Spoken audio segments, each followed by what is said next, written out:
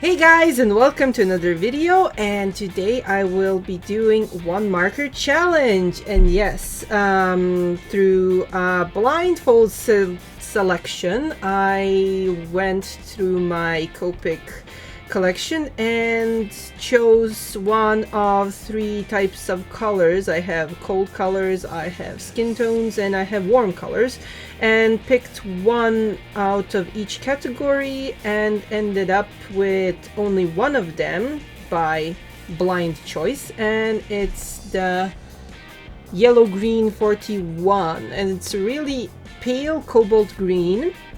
It's a really pale green color, and I will be doing one marker challenge today with it on this line art of cute deer girl, and she was heavily inspired by one of my students, Hannah. Hi Hannah. And she's always having these galaxy themed outfits and hair colors, and I'm sad I didn't pick out the blue color, but still I will try to do all the shading on this character with only this color to do a proper shading. You need to make sure that you know where your light source is coming from, and usually for manga it's up above, so all the shadings on the hair and on the objects on our character should be located on the bottom of each shape or object. So for example, on her antler, the shadows are colored green, and they are located, well, usually the shaded parts are located under the antlers, well, on the lower part of the antlers themselves. As for her hair, it's most advisable to just start from the tip of her bangs and make a gradient by pushing less and less on the Copic, going upwards and making a green shade on this character's hair. And speaking of Copics, I have an important question for you guys.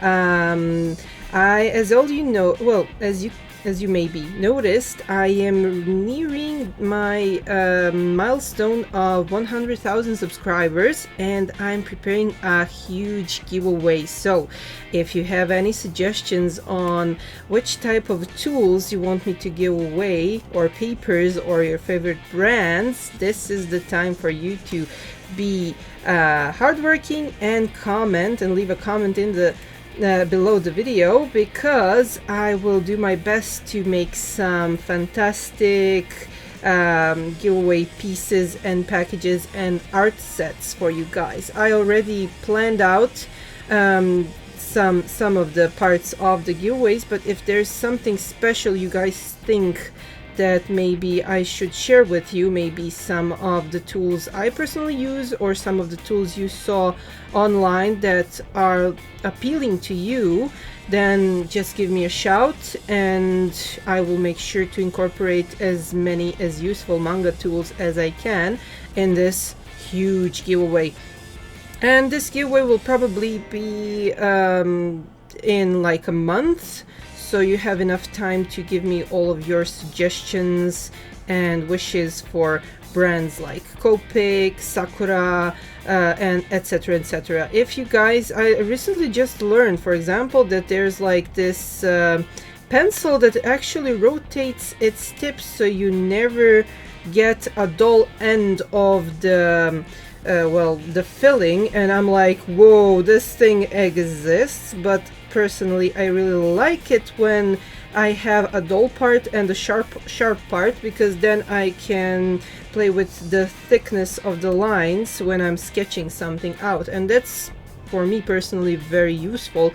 But if you guys want me to incorporate this pencil in this giveaway, please leave me a comment, and maybe I'll even review this particular tool I've never heard about before, but apparently a lot of you guys have. So let's get back to this character. as I said, this is my favorite type of shading because it is only one color, but it shows the perfect shaping of the character and of the drawing. And don't forget that the inside of your character's ears is also shaded. You should always maybe try to put just a smidge of a shadow next to this little pointy nose with female characters and shade under the bangs. That's a really important part. As for the rest of the face, yeah, it's usually left out without many shaded areas, but you can always try to shade out the blushes and the neckline. This is very important because the only solid shadow on the entire face is actually beneath the face in many manga examples. And as for the rest of this dear girl, I wanted to give her some specks, like freckles, like Bambi kind of a thing going on. And yeah, when you don't, when you think that there may be some sort of lacking with only shading your character, you can always add textures to your character. So if you, for example, have a cardigan or something that has painted on texture, you should definitely incorporate it. For example, you can always have parallel lines following the shape of your clothes and just do 2 at a time close by, and then make some space. Then 2 at a time and make some space, and repeat this. And then you do the same thing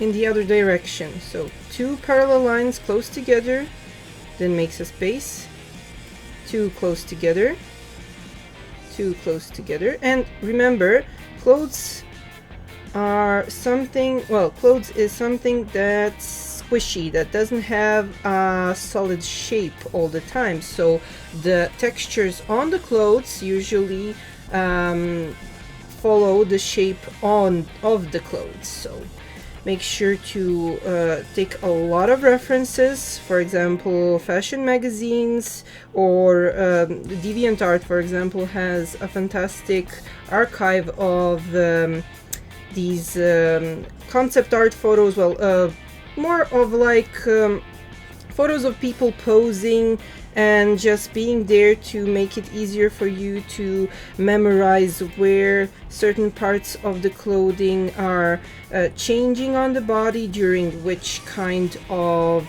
movement and stuff like that. So when you're just bored by just plain shading on the clothes and you don't want it to look plain and simple like this, you can just use this simple trick with parallel lines and get your own Scottish little thing going on. And this is a cool trick for high school uniform skirts, pleated skirts and sweaters, and just like a lot of characters can be enriched by just adding these little lines.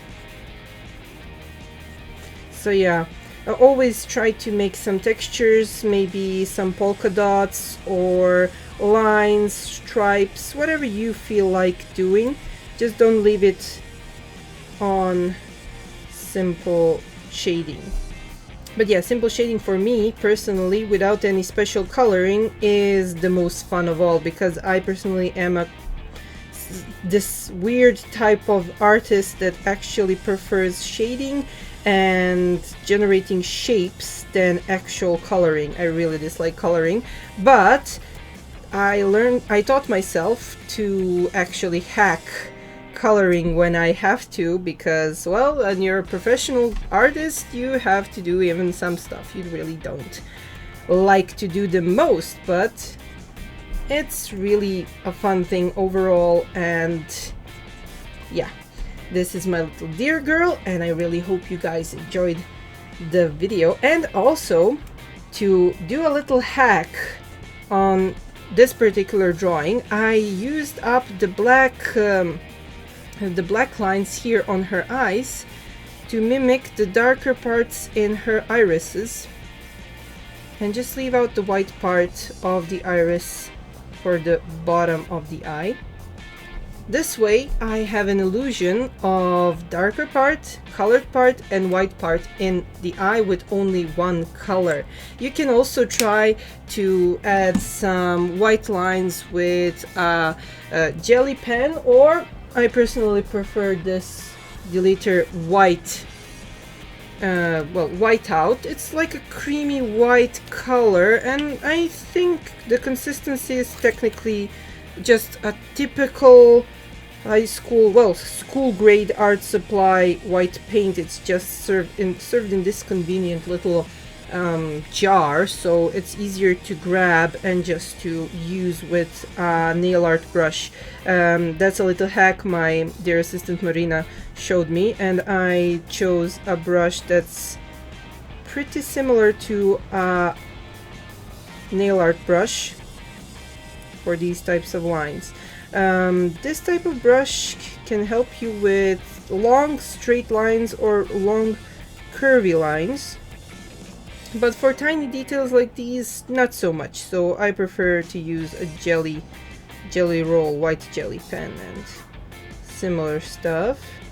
And yeah, for now it's doing its job, because I really like to play around with white lines on black surfaces. That's something that's extremely fun for me to do, because it looks so weird and different and just pops out and makes your character look so much more professionally done and stuff like that. So anyways, you can just continue doing this for a lot of things. You can correct mistakes with the whiteout, you can make stuff pop out, you can do additional lines or even textures, you can make your eyes more vibrant by adding some additional light bubbles inside so your character looks even more cute. You can do little white dots on the black areas to make them look more dynamic and live, and that's pretty much it. So this was my take on the one marker challenge. I hope you guys like it, and don't be afraid of the white paint in a jar trick. It's just simple white paint. It's just branded to look cool and expensive, and it's not really that much. So you can really literally just use white school grade paint and do this exact same type of effect. So anyways, please let me know what kind of tools you want me to give away in the grand 100,000 subscribers giveaway next month. I hope you guys like what you saw, and if you want to support my work and to learn how to draw manga, you can always purchase my Manga Crash Course book, available in English and French languages, and soon into other languages. So stay tuned and see you guys next time.